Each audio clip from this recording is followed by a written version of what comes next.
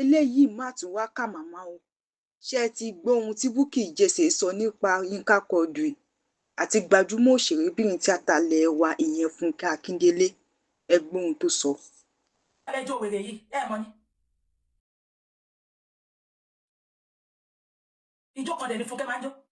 amẹsẹ̀ ìbára ṣe bí ẹsẹ̀ scissors. ẹ mọ̀ ìpégbà tó ń jẹṣẹ́ tó lọ́kọ́ lé scissors style. Fúnkẹ́ yẹn máa láìkì scissors style. ẹ mọ̀ scissors style. ẹ ní sọ pé tí Fúnkẹ́ máa ń jó scissors style ló máa ń jó jù. kọ́ọ̀tì lẹ́tà mi kò lè gbádùn lẹ́yìn èmi náà mọ̀ ẹ má sọ fún mi mọ́ kọ́ọ̀tì lẹ́tà mi wọ́n á kó sí gbogbo lẹ́yìn kó lè gbà. àní Fúnkẹ́ ẹ jẹ́ ká pe bàbá ọmọ ẹ̀ àbí ká pe Fúnkẹ́ yẹn náà ó bà ayé jẹ́ gan o. Fúnkẹ́ ó fẹ́ kí ló kọ ẹ̀ má sọ ọmọ ló ń jẹ́ gbà ẹ̀ kí ló kọ yẹn náà ìkejì Òjòkẹ́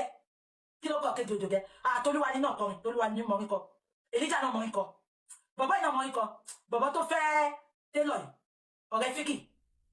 ọ̀rẹ́ Vicky James kí ló kọ bọ̀bọ̀ yẹn àwọn ọkọ mo ti gbàgbé Yínká Quadri Fúnkẹ́ ẹ wá bọ́ta sí ẹ máa ṣe séǹtì ẹ̀yin náà gbé máìkì ẹ̀ advice àwọn ọmọ ṣé tó láwọn jẹ sí òmò yìí èmi máa pàtó fún gbogbo wọn bíbá ìgbà tó ń ṣiṣẹ́ tíátà ẹ pé Fúnkẹ́ máa sọ sórí pé wọn ò lòun ọmọ lóhun fàìn wọ́n gba òbóǹdì ẹ̀mí wọ́n dúró bí ó lè mú lẹ́tà ìwà o allegedly bẹ́ẹ̀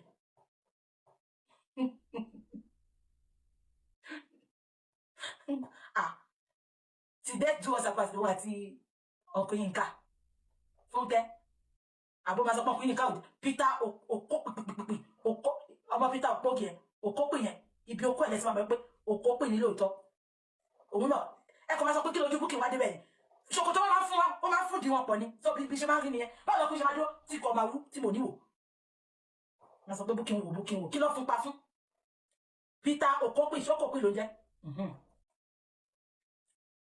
Katuni kí là ń sọ lọ́nà Fúnkẹ́ kọ́kọ́ fẹ́ máa sọ ọmọ ẹ pé Fúnkẹ́ gan sọ story fún rẹ̀ wọ́n ní Cubana chief priest kí ló fẹ́ fi kún olórí burúkú okó yẹn dàbí kókóró ni kókóró tó kán ẹ mọ kókóró ẹ̀yin dẹ̀ sì ṣe mọ kókóró ẹ mọ tí kókóró bá gùn báyìí kó wá kán ẹ mọ tó máa ṣe kónkúrò yẹn olórí burúkú ikú tí gbogbo nǹkan tó jẹ kó fi lóko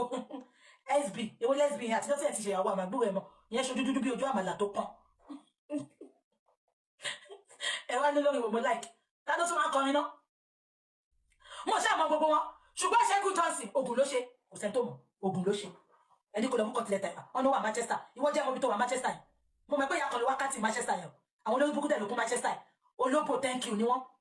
àwọn ti London tẹ̀ yìí máa ń gba £200 ṣẹlẹ̀ àwọn ti Manchester yìí àwọn ló máa lọ bá ya fọ́tò bíi pé celebrity gidi kan ni